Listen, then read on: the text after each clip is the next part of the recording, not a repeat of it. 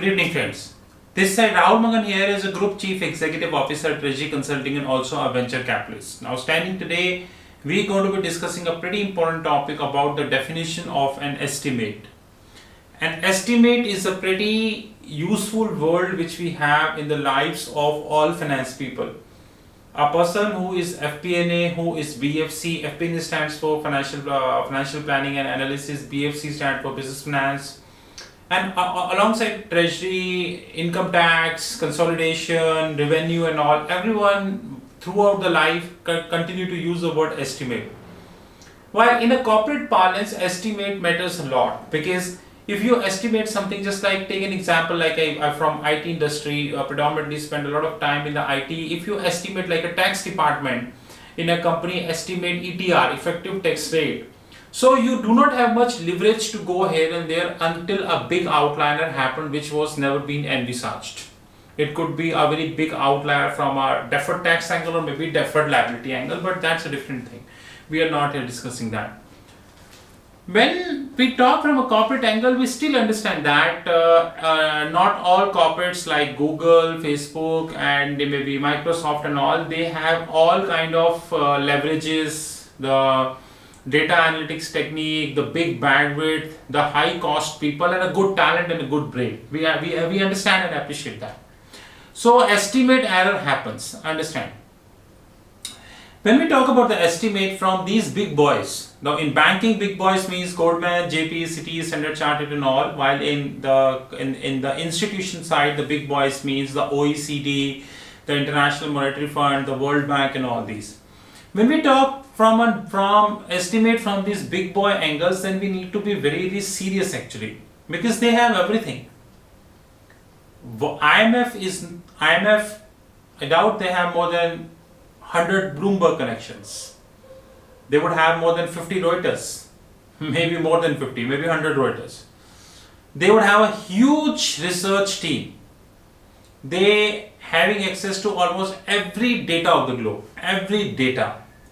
They can take data from any government. They have all data analytics tools and whatnot.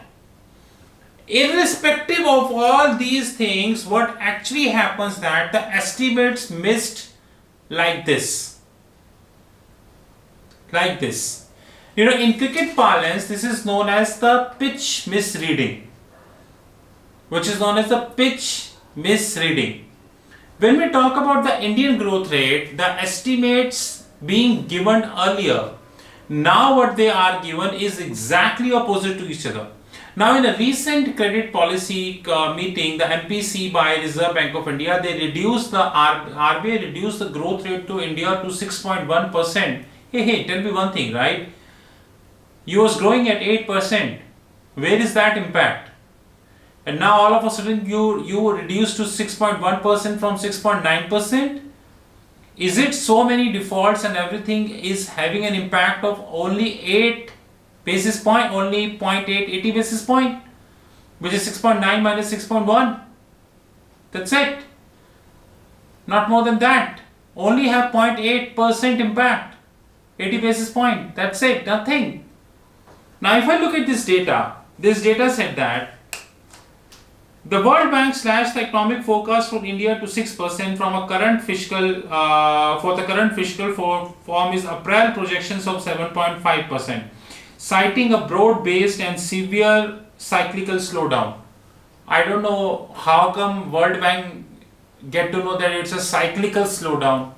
We have pro-cyclical, counter-cyclical. How come it's a cyclical slowdown? We don't know, but anyways, World Bank. So it is like that. The World Bank has reduced to 6% versus 7.5%, which means the delta is of 1.5%. Okay, let me write 1.5%. While Moody's credit rating, they decreased from 6.2 to 5.8, which is 0.4%, 40 bips. While OECD reduced from 7.9 to 5.3, which is 1.3%, 130.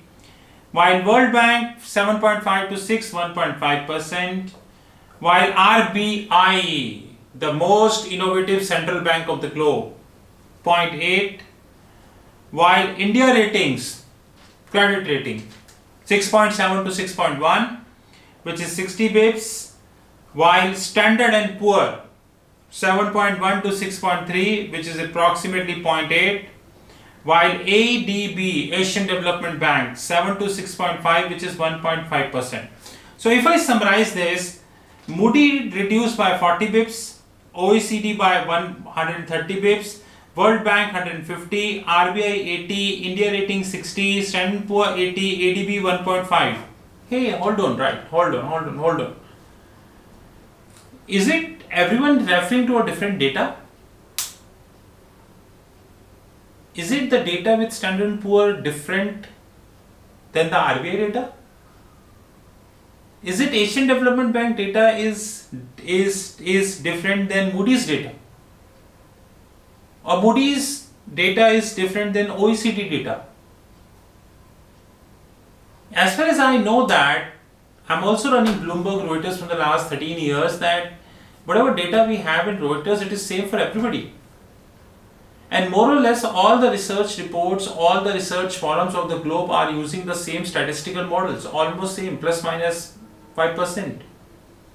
Then how come Reserve Bank is saying that the drawdown is 80 bips while Asian Development Bank and World Bank saying it is more than 150 bips, approximately 100% more, which is roughly twice than that of RBI? It raises three questions to me. It's a short video. Number one, although I never trust these institutions since my college days because they are paid and humongously paid.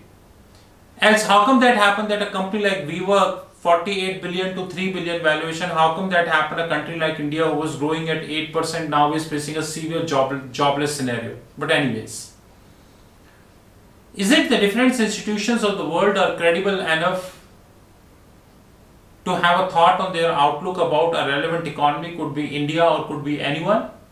It's not a question about India, it could be anyone. They might be reporting Malaysia, might be reporting Singapore, might be reporting US, anyone. We're not talking about India. We are here raising a question that are they referring to different data? India is just an example. Question number two, and very important. Are these credit rating, are these research forums are using different data than each other?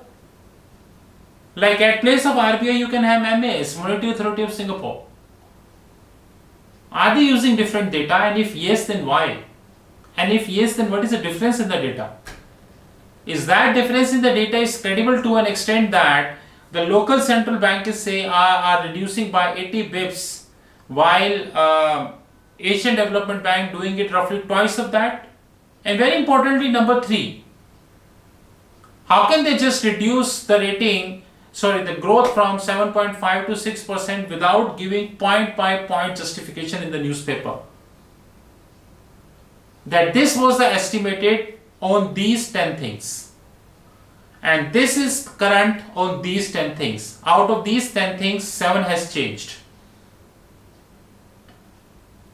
And rather than showing the changes, the delta in our parlance, but they used a word which could have 500 meanings, which is due to severe cyclical slowdown, pro-cyclicity, cyclicity, counter-cyclicity.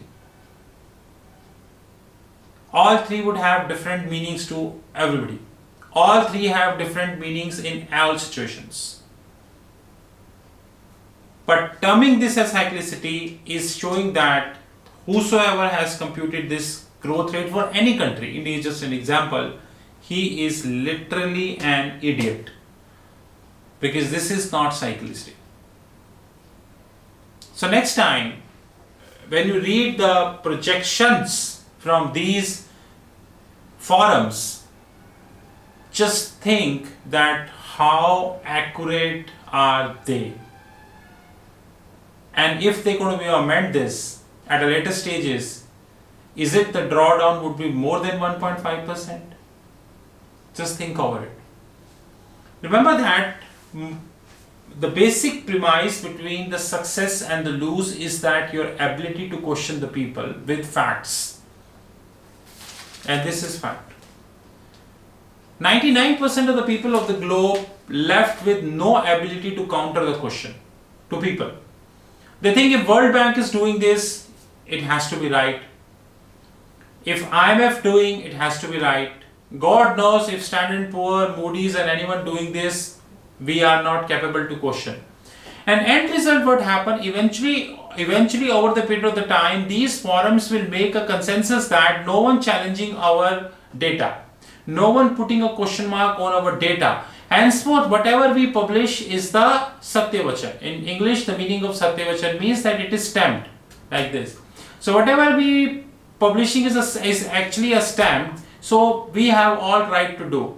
And end result is that in 2008, before 11th September 2008, when the Lehman started crashing, none of the credit rating agencies came in the public domain and warned investors that a mess is around the corner.